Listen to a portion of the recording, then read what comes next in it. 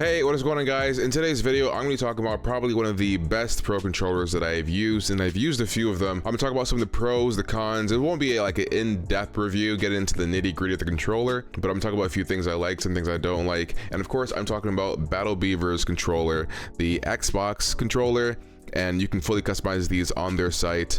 Let's take a look. Now, I have been using this controller for quite a few months now, just to get a good feel of it and kind of get a good sense of where it is in regards to stick drift, durability, and I can say without a doubt, this controller has been great. I've had this controller for about a year, and I know when it comes to stick drift, that is normally #1 when you're looking at controllers, and I can tell you firsthand that the stick drift for the BattleBeaver controller is very minimal. I wanted to touch on that right away because that's usually the first thing people ask me when it comes to controllers. Now, of course, you're gonna get some stick drift. There's no way to really avoid that, and it also depends on the settings and the game that you're playing. For me, I play a lot of Apex Legends, and that's normally what I use this controller for. I also play Rainbow Six Siege, Fortnite, but let me talk about some of the cool features on the controller and the things that I really enjoy about it. The level of customization you can get on these controllers is really nice. You can customize these things via the side grip textures, the back panels. I have like a nice like velvety like metal on the back of mine. You can have triggers on this thing, which are pretty amazing. Let me talk about that. With BattleBeaver, you can customize their controllers to have smart triggers and smart faceplate buttons. What that means for the trigger is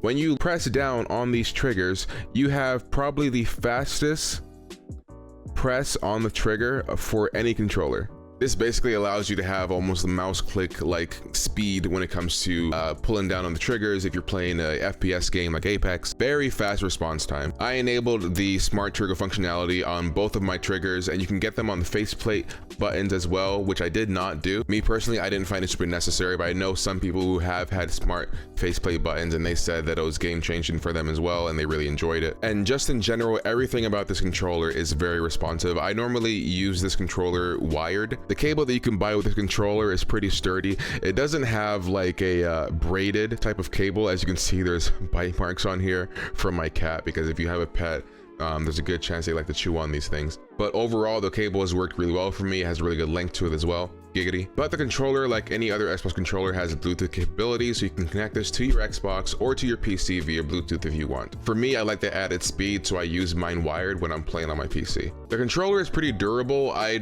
normally take pretty good care of my accessories. I've probably dropped this 2 or 3 times, but even then, I haven't experienced any cracks, any scratches really even. The controller has not broken apart, and nothing about the functionality of the controller has ever been damaged. As you can see, I do use Control Freaks joysticks on my controllers, which are available on the BattleBeaver site, or you can use your own if you buy them via like Amazon or Walmart or wherever you get your Control Freaks from. But BattleBeaver does have other joystick options on their site for you to look at if you want, like, you know, longer sticks or textured sticks or anything like that. They even have their famous Z sticks on their site, which you can then customize on this controller as well. I did have a pair of Z sticks and then I lost them at some point, but they are pretty good joysticks to use. And of course, the thing you want the most out of a pro controller is the fact that it comes with rear mappable buttons. You can get a chipset added onto this controller, that way you can change the mappable buttons anytime you want, or you can get them already pre-installed as you order the controller. But you do have the option between like soft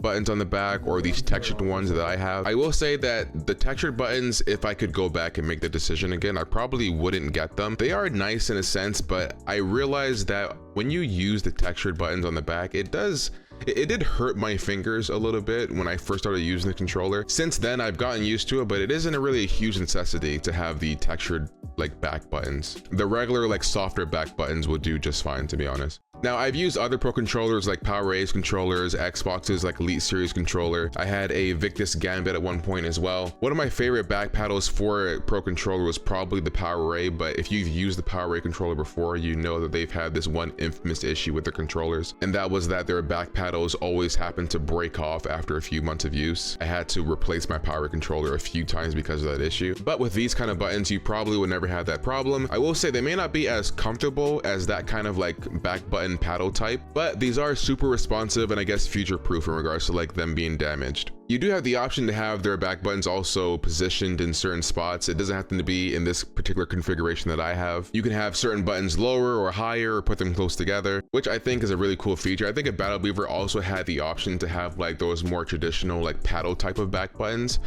in replace of these. That would be cool as well. And then on the front, as you've probably seen, there is the ability to have like a RGB type of light on the front. You can either use the Xbox logo or even the BattleBeaver logo. There is a PlayStation version of these controllers as well if you prefer PlayStation. So what do I not like about the BattleBeaver Pro controller?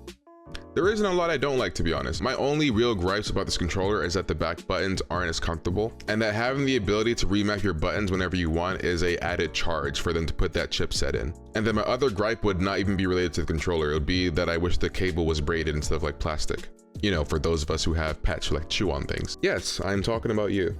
But that's my review for the BattleBeaver controller. Very quick, very simple. If you're looking for a pro controller, this is probably one of the best ones to get. Because it's so customizable, I guess it is on the pricier side, especially if you live in Canada like I do. I had to pay a little extra for this thing. But I can say that it was worth every single penny, and I've been using this controller for a very long time and have not had any issues with it. I am interested to see what these softer back buttons feel like, since that's like my only gripe about this controller really. And then I guess the other like sad thing would be that I did order the BattleBeaver logo for the RGB light, but they told me they ran out, so they just gave me an Xbox One, which is fine. But there you have it. That's the BattleBeaver controller that you can get on their site. Let me know if you guys decide to get it. What pro controllers do you guys use? And if you do have this one, tell me your thoughts and ways you think that they could improve this controller, if at all. Thank you so much guys for watching. I'll see you in the comments, and I'll catch you on the next video.